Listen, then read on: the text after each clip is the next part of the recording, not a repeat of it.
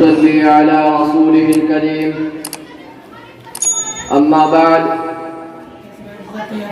فقد قال الله تعالى في كلامه المجيد أعوذ بالله من الشيطان الرجيم بسم الله الرحمن الرحيم إنك لعلى خلق عظيم وقال النبي صلى الله عليه وسلم إنما بعثت لأتمم مكارم الأخلاق أو كما قال عليه الصلاة والسلام. وہ دانائے سبل ختم الرسل مولائے کل جس نے وہ دانائے سبل ختم الرسل مولائے کل جس نے غبار راہ کو بخشا فروغ وادی سینا. نگاہیں عشق و مستی میں وہی اول وہی آخر نگاہیں عشق و مستی میں وہی اول وہی آخر وہی قرآن وہی یاسین وہی طہ. حضرات محترم اور حاضرین جلسہ، آج میں آپ لوگوں کے سامنے اس جلیل القدر عظیم المرتبت اور رفیع الشان ہستی کے تذکرے کی سعادت حاصل کر رہا ہوں جو ایک طرف تاریخ انسانی کا سب سے بڑا ہمدرد، سب سے بڑا غمخوار اور سب سے عظیم محسن ہے، تو دوسری طرف تاریخ ظلم و جور کا سب سے زیادہ ستم زدہ، سب سے زیادہ مظلوم و مکروب بھی، جو سارے جہاں کا درد اپنے دل میں سمیٹے ہوئے تھا، جو خنجر چلے کسی پہ تڑپتے ہیں ہم امیر کا حقیقی مزداق تھا، جنہوں نے اخلاق و تہذیب کا درس دیا، جن پہ انسانی کو محبت کا پیغام سنایا، جنہوں نے امت کو اچھی سیرت اور خلق عظیم کا سبق پڑھایا. لیکن میرے عزیز دوستو، میں حیرانیت کے سمندر میں غرق سرگرداں و پریشان ہوں کہ اس قلیل وقت میں ایسے عظیم الشان وسیع و بسیط موضوع پر کس طرح لب کشائی کر سکوں جس کا اسلام دشمن جماعت یورپ کے علماء نے بھی اعتراف کیا ہو، جن کے اخلاق کے حسنہ پر پیغمبر کا کٹر دشمن مغربی فاضل گارڈفری ہینگس نے اپنی کتاب اپالوجی فار محمد اور انگلینڈ کے سب سے مشہور مورخ مسٹر غور نے بھی اپنی کتاب میں شہادتیں دی ہو. ان کو کن الفاظ میں بیان کروں جس کو خود خالق دو جہاں کی زبان نے بہت ہی فصاحت کے ساتھ انک لعلی خلق عظیم فرما کر ہمیشہ کے لیے اخلاق کے حسنہ کا سرٹیفکیٹ دے دیا ہو. کن کن گوش و کنوں کے زبان پر لاؤں، ان کی کن کن خوبیوں کو بیان کروں، کن کن خصوصیات کو نظر انداز کروں، طائف کے سفر میں پیش آنے والے واقعات کی سیر کراؤں، یا فتح مکہ کی رودات سناؤں، یا جنگ احد میں منظر کشی کروں، یا جنگ حنین میں آپ کی جھلک دکھاؤں. کیا کیا بتاؤں اور کہاں تک بتا سکتا ہوں. خدا جاؤ اگر تم سے ہو سکے تو تاجدار بطحہ کے اخلاق کی داستان تاریخ کے آواز سے پوچھو، مکہ کی گلیوں سے پوچھو، صحن کعبہ اور سرزمین عرب سے پوچھو. یہ سب تمہیں تاجدار بطحہ کے خلق عظیم کے نغمے سنائیں گے جو تمام ان کی سیرت کو بیان کریں گے، جنہوں نے گالیاں سن کر بھی ہدایت کو دعا کی ہو، جنہوں نے امت کی خاطر اپنی زندگی، اپنی جان، دندان مبارک اور متاع عزیز سب کچھ قربان کر دیا. سکوت عامہ اسطول داستان در ہے ورنہ زباں بھی ہے ہمارے منہ میں اور تاب سخن بھی. عزیز ساتھیوں، فتح مکہ کی داستان سے کون نہ واقف ہے؟ اس دن جانے دشمن کے ساتھ پیغمبر کے برتاؤ اور ان کے اخلاق کریمانہ کو کون نہیں جانتا؟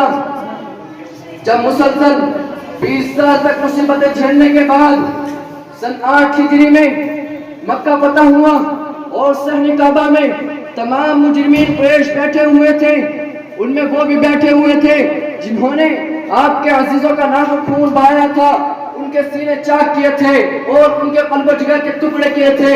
وہاں وہ بھی موجود تھے جنہوں نے آپ کو گالیاں دی تھی، آپ پر نجاستیں پھینکی تھی، آپ پر پتھر برسائے تھے اور راستے میں کانٹے بچھائے تھے. ہر ایک کو ماضی میں کی ہوئی اپنی شرارتیں یاد آ رہی تھی اور آپ کے پیچھے 10,000 خون آشام تلواریں محمد رسول اللہ صلی اللہ علیہ وسلم کی ایک اشارے کے منتظر تھی. دعفتن زبان مبارک کھلتی ہے، سوال ہوتا ہے قریش بتاؤ آج میں تمہارے ساتھ کیا سلوک کروں، میرا تمہارے ساتھ کیا سلوک ہوگا؟ دبے الفاظ میں جواب ملتا ہے اے محمد تو ہمارا شریف بھتیجا ہے. ارشاد فرماتے ہیں کہ جاؤ آج میں وہی کہتا ہوں جو حضرت یوسف علیہ السلام نے اپنے بھائیوں سے کہا تھا لا تصرب علیکم اليوم اذهبوا فانتم الطلقاء۔ تمام اہل مکہ سے کہہ دو کہ آمنہ کا راز سنا قتال کی بھٹی میں جھونکنے کے لیے نہیں آیا ہے۔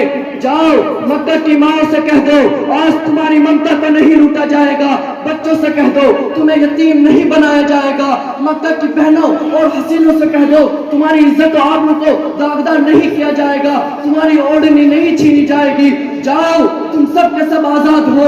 آج معافی کا اعلان ہے، جو کعبے میں داخل ہو اس کو بھی امن ہے، جو دار سفیان میں پناہ لے اس کو بھی امن ہے، جو گھر کا دروازہ بند کر لے اس کو بھی امن ہے۔ یہ ہے محسن اعظم صلی اللہ علیہ وسلم کا اخلاقی پہلو، یہ ہے ان کا عملی کیریکٹر۔ دوستوں میں تاجدار بتا کے اس وقت کے اخلاق کو کن الفاظ میں بیان کروں جب کائنات کا بے مثال سخی حاتم کی لخت جگر سن 9 ہجری میں پکڑ کر دربار رسالت میں لائی گئی تو سر سے چادر سرک گئی تھی، سر کھلا ہوا تھا۔ اللہ کے پیغمبر نے اپنی چادر ایک صحابی کو دیتے ہوئے فرمایا اس بچی کا سر ڈھک دو۔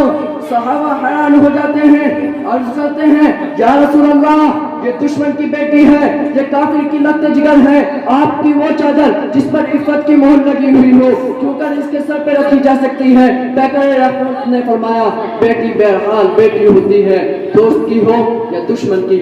جس طرح میں اپنی بیٹی کا سر بڑھانا نہیں دیکھ سکتا، اسی طرح میں دشمن کی بیٹی کا سر بڑھانا برداشت نہیں کر سکتا ہوں۔ رحمت عالم کی چادر رحمت اس بچی کے سر پہ ڈال دی جاتی ہے، بے ساختہ آنکھیں اشباہ ہو پڑتی ہیں۔ اللہ کے پیغمبر فرماتے ہیں بیٹی تم حاتم کی لخت جگر ہو، تمہارے باپ کے ذوق و سخاوت کو محفوظ رکھتے ہوئے تمہیں آزاد کرتا ہوں اور تمہارے ساتھ تمہارے قبیلے کی تمام عورتوں کو بھی آزاد کرتا ہوں۔ اے اسلام کے نام پر کیچڑ اچھالنے والوں کان کھول کر سن لو، کیا تم پوری تاریخ عالم میں اس کی کوئی مثال دکھلا سکتے ہو؟ نہیں اور ہرگز نہیں۔ اگر تم میں جرات ہے تو آؤ اور چیلنج قبول کرو۔ ہاں تمہیں دنیا میں اخلاق و انسانیت کی دہائی دینے والے سینکڑوں مل جائیں گے، لیکن یاد رکھو اخلاق کی بات کرنے والے خود اخلاق کے لٹیرے ہیں، انسانیت کی بات کرنے والے خود انسانیت کے دشمن ہیں، پیغام صلح پیش دینے والے خود صلح کو پیروں تلے کچلنے والے ہیں، رحم و کرم کا شعور کرنے والے خود اخوت و درگزر کی بات کہنے والے ہیں۔ ہاں آج کل قانون بنانے والے خود قانون توڑنے والے ہیں، انصاف کرنے والے خود دوسرے پر مال ہڑپنے والے ہیں، الفت اور محبت کا دعویٰ کرنے والے سب سے بڑے حاسد اور سب سے بڑے دشمن ہیں۔ میں اپنی تقریر کو اس شعر کے ساتھ ختم کرتا ہوں۔ وہ لاکھوں سلام اس آقا پر دل لاکھوں جس نے جوڑ دیے، وہ لاکھوں سلام اس آقا پر دل لاکھوں جس نے جوڑ دیے، دنیا کو دیا پیغام سکون انسانوں کے رخ موڑ دیے۔ اس محسن آدم نے الیاس کیا کہا نہ دیا عالم کو، دستور دیا منصور دیا کہیں نائی دے کے رخ موڑ دیے۔ وما علینا الا البلاغ۔